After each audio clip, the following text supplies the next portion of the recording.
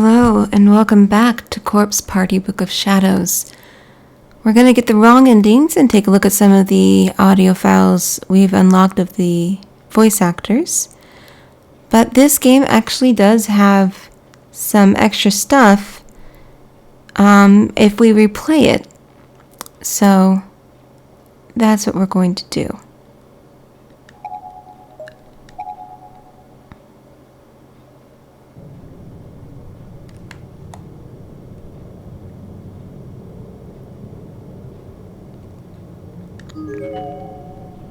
Taguchi is completely motionless. It's impossible to tell from here if he's dead, though, or simply unconscious.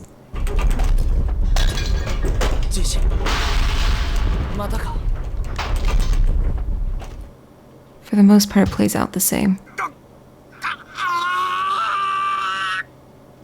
But that's different. Something hit me hard right in the back of the head. I began descending face first toward the ground. It felt like I was falling in slow motion, though. The ground just kept coming, yet, for some reason, I couldn't even put my hands out to break the fall. It was like I was being slowly swept toward a wall by some giant wave. My glasses fell from my face, and I distinctly remember watching them roll around.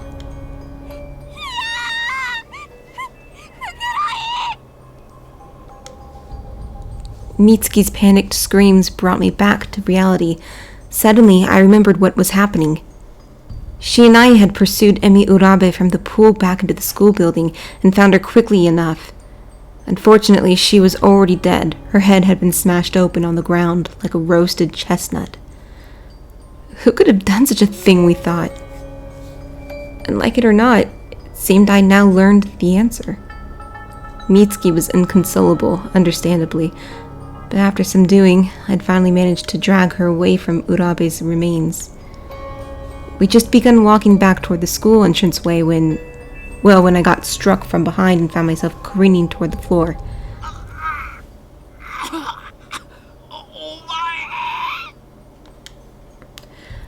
I was losing focus, but could still make out the pool of blood spilling from my head, accompanied by a sound reminiscent of a leaky faucet. And unfortunately, I could also make out the vague form of a man standing over me, raising whatever he'd hit me with into the air for another strike. I instinctively shielded my head with my right arm, and felt every nerve ending and every muscle in it twist unnaturally as the blunt object came down.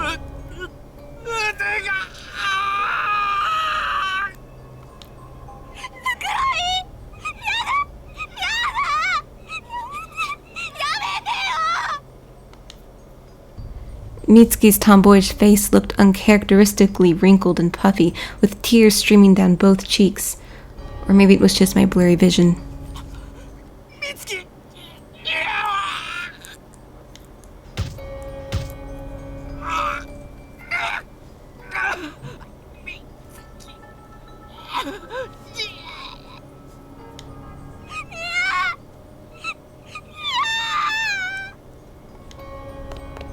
Mitsuki's sobbing screams and frantic footsteps began receding into the distance. This made me feel a little better. At least she'd be safe, I thought. It took only moments for my vision to go completely dark, but then I had taken a hammer to the head instead of an arrow to the knee. I had to go there, I'm so sorry. Still, considering what I'd just been through, I had expected to be unconscious by now, but I wasn't. I could feel every part of my body clearly. Kind of wished I couldn't, considering, but I was pretty sure I could still move, at least for the moment, so I decided to do my part.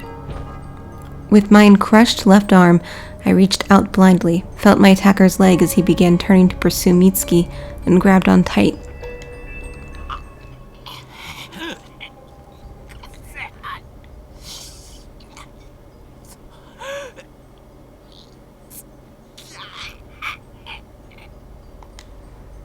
Mitsuki was important to me.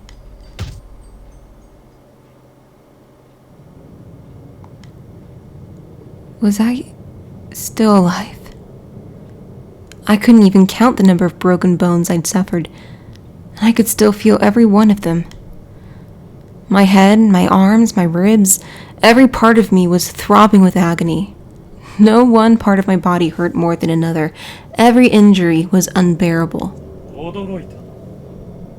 この状態で生きてるのか。Someone was next to me, down on one knee, head right at my ear from the sound of it. A young man, probably around my age. 聞こえてるか。何があった？ I couldn't see a thing at this point, not even vague shapes, but the voice addressing me sounded somehow familiar. I felt this was someone I could trust.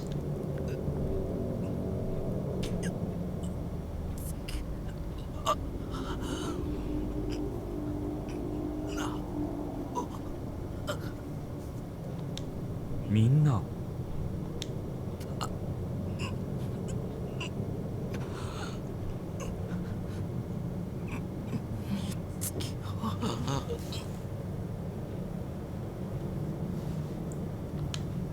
Yamamoto.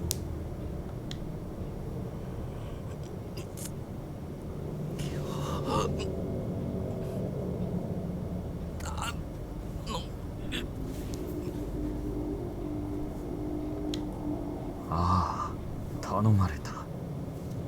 ちゃんと面倒見てやるよ。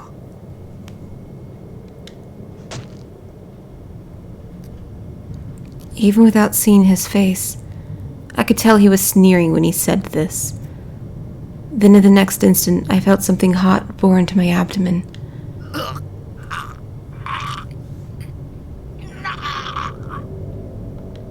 お前はもう楽になれ。もっとも、ここじゃ死んでも痛みは消えないらしいけどな。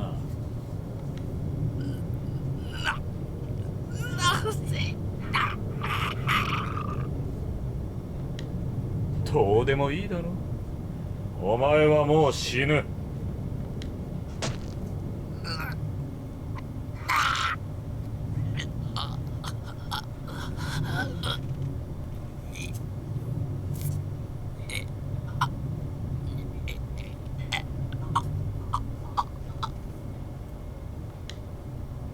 Mitsuki, run.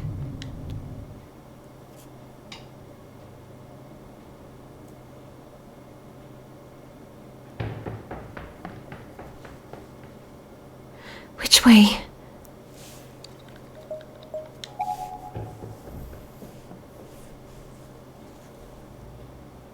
I probably should have saved there, oh well.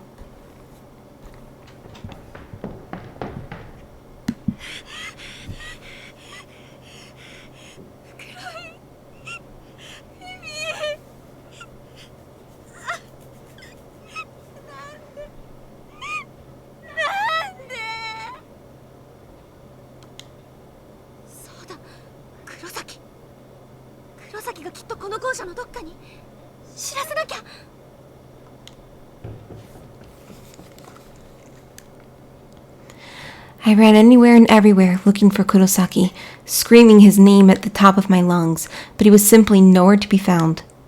Kurosaki! Doko? Kurosaki!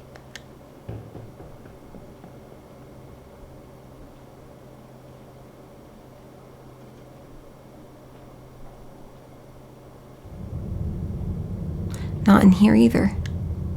I had no idea when that horrible, expressionless man would show up again with his giant hammer. Every little sound was making me cower in fear. What I needed was a weapon, something to defend myself with. There had to be something like that in here, right?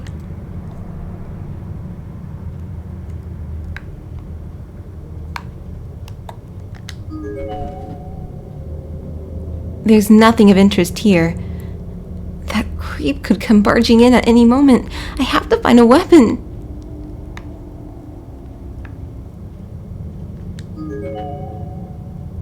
There's an oversized chisel in one of the drawers.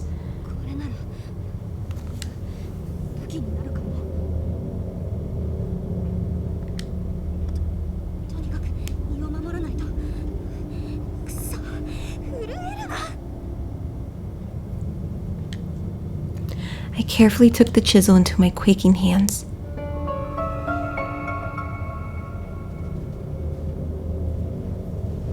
wasn't sure if I'd actually be able to fend off an attacker with it, but it was certainly better than nothing.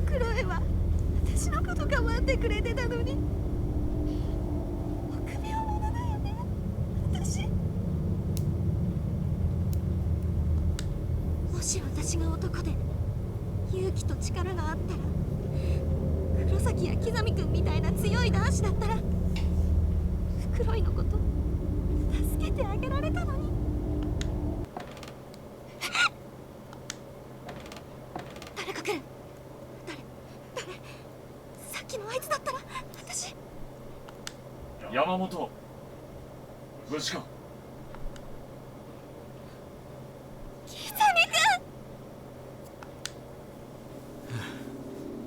探したぞ。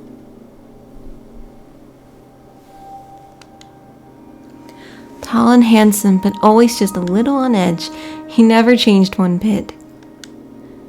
This was Yuya Kizami, one of my classmates.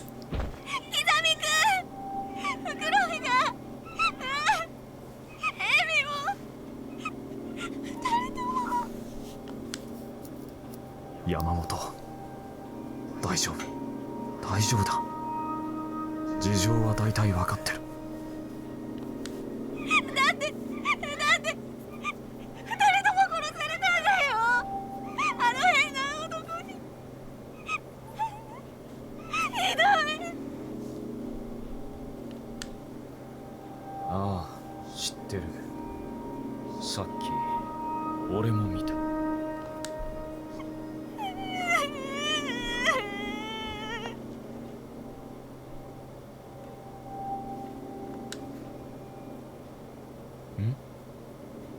この彫刻刀はこれでそいつと戦おうなんて思ったのか。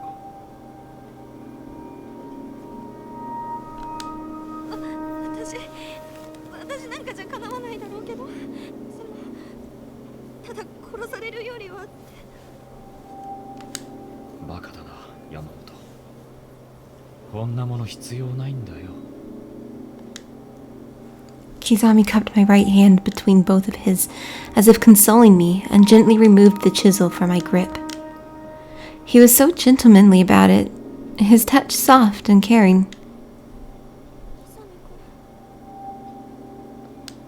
俺が今お前の恐怖をすっきり終わらせてやるから。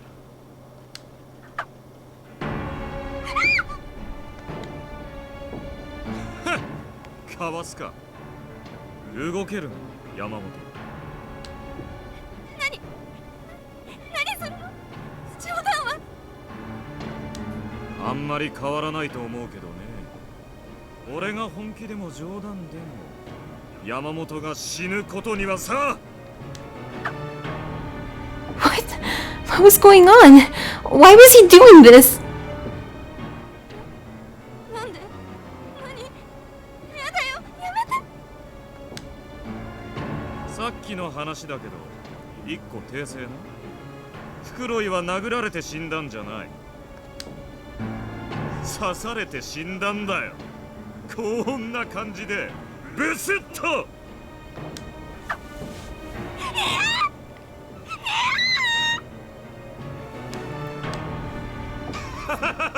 逃げるのか？疲れるだろ。あまり無理するな。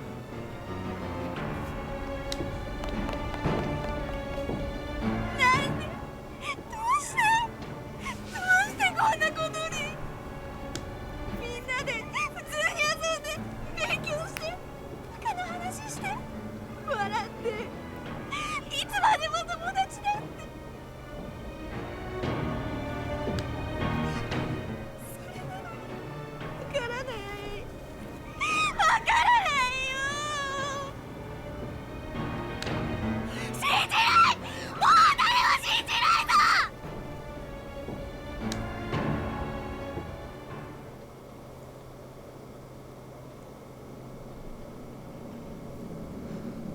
There's a candle shimmering here along with a note.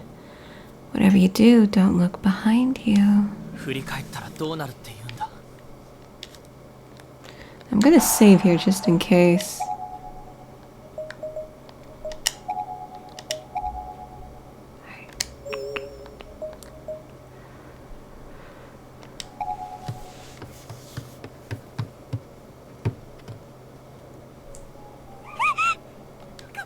Konaide! どうしたんだ袋井君は。うるさい！来るなってば！お前もあいつの仲間なんだろ？錯乱してるみたいだな。何があったんだ山本さん。触るな！血が手に血が！やっぱりお前も誤解だよ。これはさっき死体を調べた時に。おかしいって思ったんだ。あんなに平気で死体に触ってやっぱりだ。これじゃ何を言っても無駄だな。私は騙されない。もう引っかからない。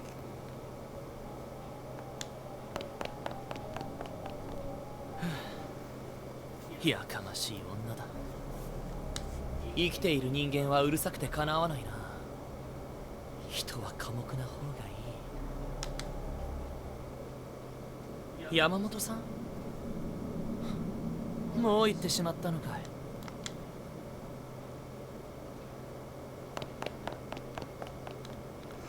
I ran as fast as I could, as far as I could. It was obvious to me now that even Morishige was out of his mind. There was no one left I could trust. 上だ。上へ逃げれば。よう山本。 Without even a moment's hesitation, my classmate Kizami suddenly swung a giant chisel in my general direction, narrowly missing me. 大丈夫か。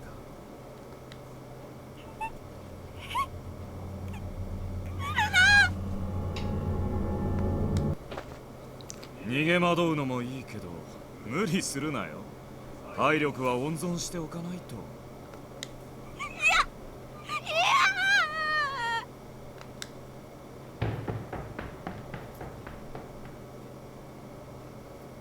この辺でいいか。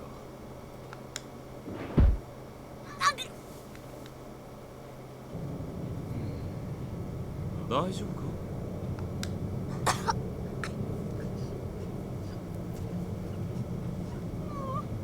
やめてよ。え？何をだ？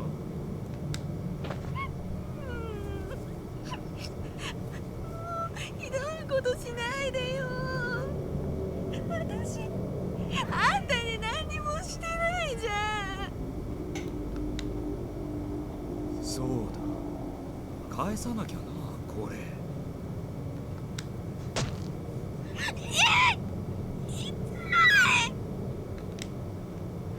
A sudden burning pain shot through my body, shaking my whole field of vision.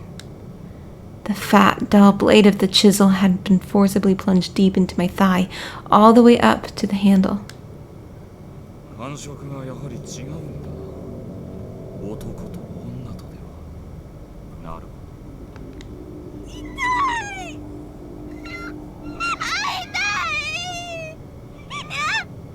やだ。痛いよ。 There wasn't much I could do to resist. Not only had he knocked me over, but he was kneeling on the backs of my hands, holding me in place quite effectively. いいぞ。正直だ、その反応。嘘をつかない奴は好感が持てる。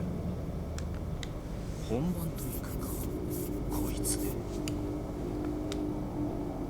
Yuya Kizami had a twisted grin on his face.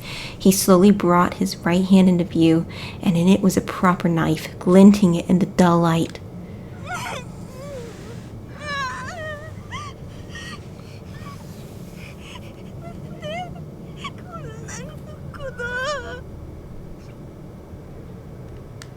山本、ほらここ、お前の腹に行くぞ。 I could feel Yuya Kizami reach up from under my skirt and press the cold blade of the knife against my abdomen. And then with one thrust, the knife was completely inside my body. My thoughts became jumbled. The pain was so intense it felt like my brain was on fire. It took me a moment to process the sensation of a foreign body lodged unnaturally within me. I could feel all the blood gushing out from the wound.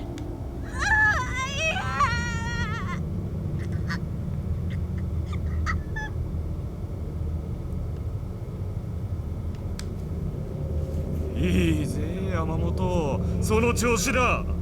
いい声聞かせてくれよ。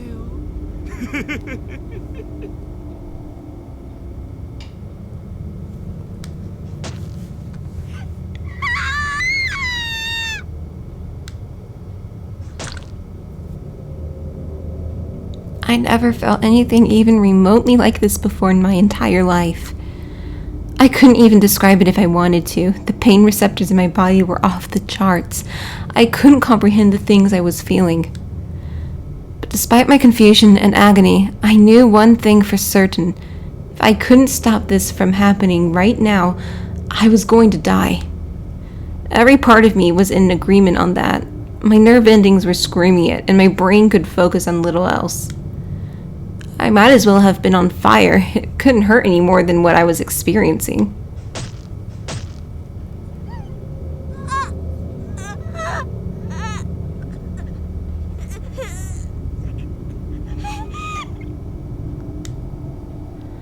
No, it was too late for me. I could tell that the wounds inflicted were irreversible, irreparable. I had to accept it. I was going to die. I'd begun vomiting blood, and it was beginning to lodge itself in my respiratory tract. Breathing was becoming harder and harder with each passing moment. My abdomen had been completely minced at this point, and the pain was so intense that I wished I could just leave my body altogether. My arms and legs were cold and numb, and my sense of reality was beginning to waver. My last breath couldn't be far behind. And yet, Yuya Kizami was smiling. It was a distant, relaxed smile, as of someone looking up at the stars or smelling a rose. It was the smile of a psychopath, the smile of a person about to end my life. For no particular reason. ちょっと声が小さくなってきたんじゃないか。もっと聞かせてくれよ。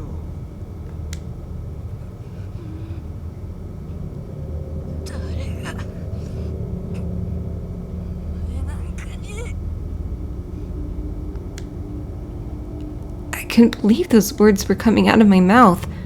I could barely speak through all the blood I was spewing, but I was standing my ground. あ？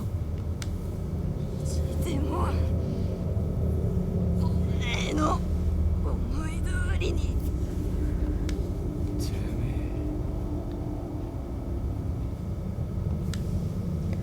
え。 For just a moment, Yuya Kizami's psychotic grin turned into a bitter, scornful frown. But then as quickly as it had vanished, the smile returned. なんだそりゃ。抵抗のつもりか？我慢なんてするなよ。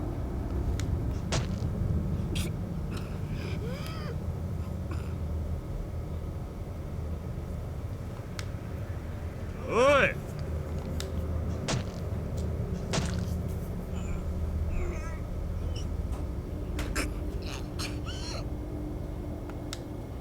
どうした？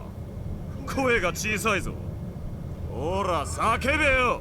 いてんだろ。会話しようぜ会話。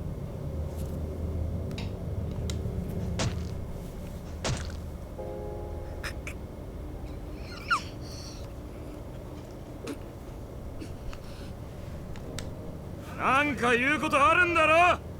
泣きたいだろ。命乞いしたいだろ。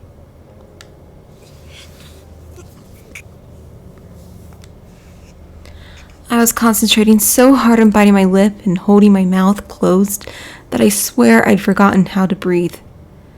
I think I even broke my molars from the sheer force of my determination not to yield to Yuya Kizami's twisted desires, and I didn't even care.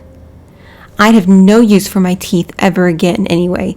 I wouldn't be eating anything where I was going. I wouldn't scream for him to stop. I wouldn't call for help, and I wouldn't beg for my life. My life was already over. All I had left was the knowledge that I'd go out quietly without giving this sick freak any measure of satisfaction. 俺の方を向けよ。無視するなよ。話せよ。言葉を。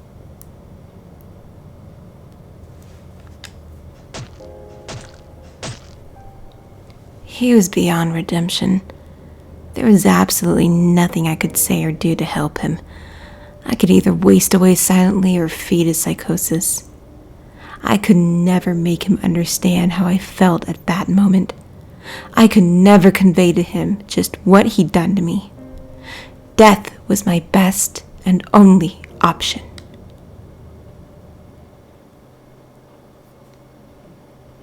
Yeah, you go, girl.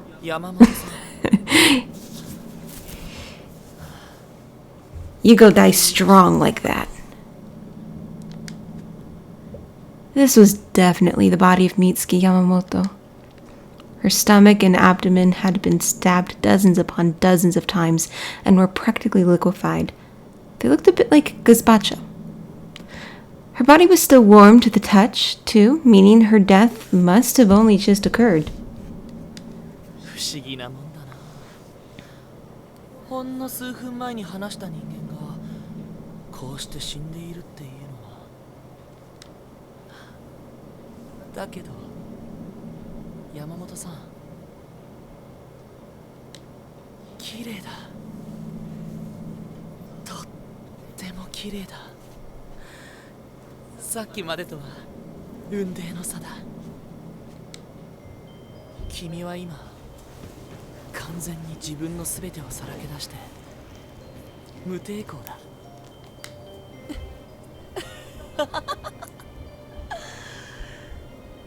いいよね。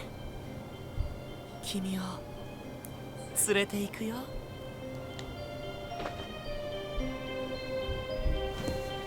I withdrew my phone, flipped it open, and switched over to camera mode, where I immediately set about framing her remains at just the right angle. I didn't mind if it was just her image on that tiny screen. To me, it was as good as having the real thing in my pocket. The appeal was identical. It was as if I could freeze time on this moment and preserve her just the way she was.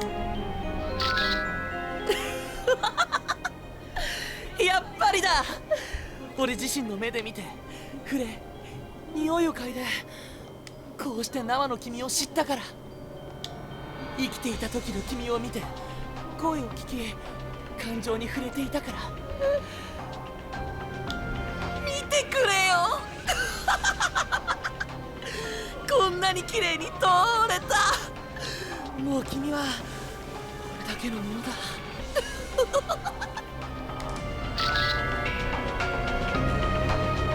たまらない。たまらない。君はひどいやつだな。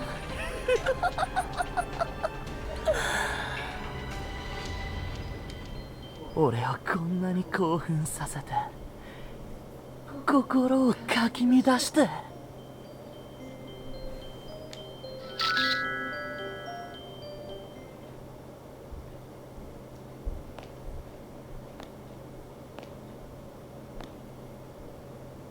どこか落ち着ける場所へ行こう。あ、そうだ。またあそこに。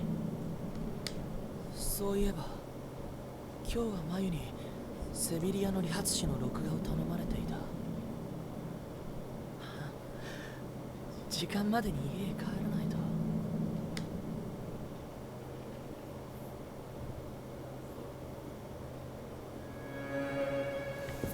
And here I was again. I pressed the button on my phone to shut off the second alarm I'd set. If this time display were accurate, then there was no chance of making it home in time to record the show for Mayu. 後でマユに謝らないとな。 I slid my finger naturally, almost automatically, from shutting off the alarm to opening my folder of saved photos. There was no sound in the room other than the tone of my button presses, and virtually no light other than that which shone from the LCD screen, or so it seemed anyway. Yet this was my rock. In this place, I could truly relax. Here, and here alone, I felt at peace. The air was filled with the overpowering aroma of blood and entrails. It would be enough to make most people vomit, but for me, it was a smell to savor. I'd even describe it as comforting. Perhaps it's because it reminded me that I was in her presence. She who decorated the wall like a flower in full bloom. When I sat across from her, I felt more at ease than I can possibly convey in words. It was as if she'd always be here for me, as if she were waiting for me.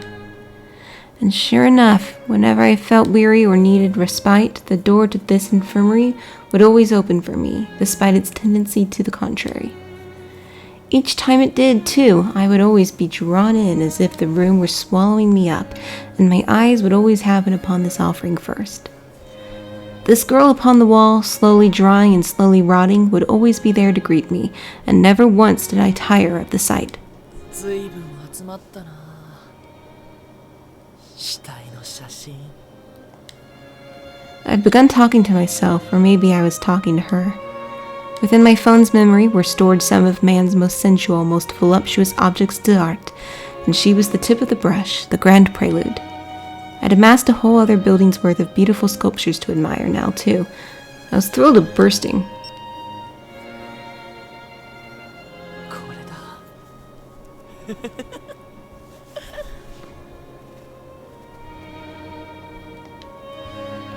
This was the sculpture known as Mitsuki Yamamoto in life, but in death she was my property. One of my many pieces of found art. Those spirited eyes, now dulled and clammy, those lips that spoke such harsh words, now stained with blood, her abdomen shredded, her innards exposed. So alluring, so captivating was she now. Sometimes destroying that which is beautiful only serves to make it more beautiful. And truly this was the proof. しかし、やっぱり残念だな。 It was a shame that I could only gaze upon these gorgeous works of art within these school grounds. Before returning home with Mayu, I need to erase every one of these photographs from my phone.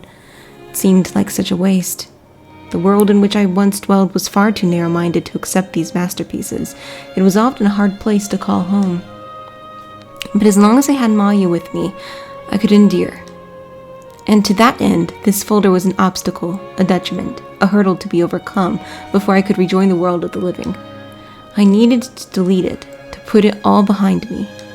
でもまあ、いいか。まだ。帰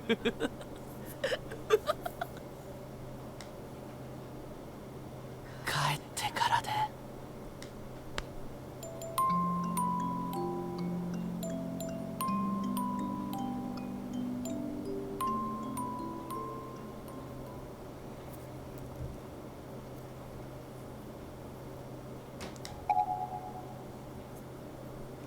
Alright, so that is kind of like an alternate